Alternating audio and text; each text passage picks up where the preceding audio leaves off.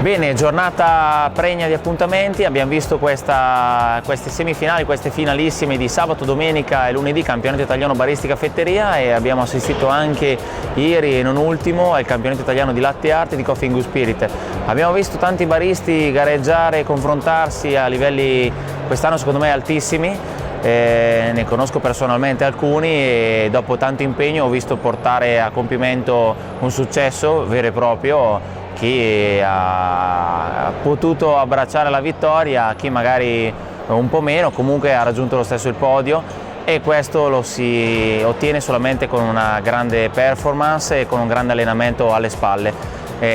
Sottolineo infatti che tutti i baristi che ho visto in gara arrivare in finale hanno tutti comunque effettuato dei programmi formativi specifici per affrontare una finale di questo livello. Parliamo di finali italiane, non stiamo parlando comunque di semifinali, sempre importantissimo, ma parliamo di finali italiani. Il vincitore del campionato italiano baristica fetteria lo vedremo poi a Rimini in giugno per i campionati mondiali, quindi rappresenterà l'Italia, mentre la campionessa quest'anno, Chiara Bergonzi, andrà a partecipare ai campionati del mondo di latte art a Melbourne.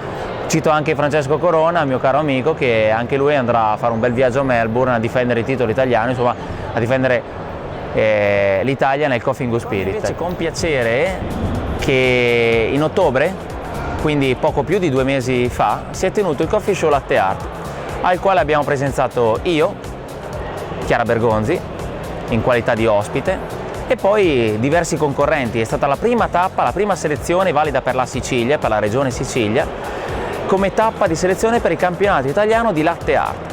Abbiamo avuto in questi giorni ben 2 concorrenti, 2 selezionati alla tappa del Coffee Show Latte Art, presenti alle finalissime italiane, e per questo ringrazio Gaetano Bongiovanni, organizzatore dell'evento, e posso dire con soddisfazione che questa tappa porta bene. Perché? Perché dei 2 partecipanti al Coffee Show Latte Art, Giuseppe Musio, che si era aggiudicato la tappa appunto a Siracusa, si è classificato secondo alle finalissime italiane dietro Chiara Bergonzi, che ha vinto meritatamente e che era ospite appunto del Coffee Show Latte Art. Quindi sarà un caso, non lo so, ma sicuramente il Coffee Show Latte Art in questo caso nella Latte Art porta bene, perché abbiamo visto già 2-3 campioni partecipare o assistere all'evento, arrivare fino alle finalissime italiane. Vi aspettiamo quindi quest'anno a ottobre, le date verranno date prossimamente, quindi a tutti i concorrenti che hanno partecipato in Sicilia quest'anno li invito ufficialmente a riproporsi, perché come potete vedere chi insiste, chi ricerca il dettaglio, chi si mette in gioco, solo chi si mette in gioco può ottenere dei grandissimi risultati come abbiamo visto ieri. Partecipate, non mancate, io vi aspetto, io ci sarò già. Nota particolare positiva l'interesse nei confronti della manutenzione. Io personalmente, coadiuvato del mio collaboratore Edoardo Quarta e Ivan Makarenkov, abbiamo assistito e pulito le macchine logisticamente, le abbiamo tenute sempre perfette. Ad ogni esigenza del barista eravamo pronti a pulire, in particolar modo a settare la postazione delle macchine.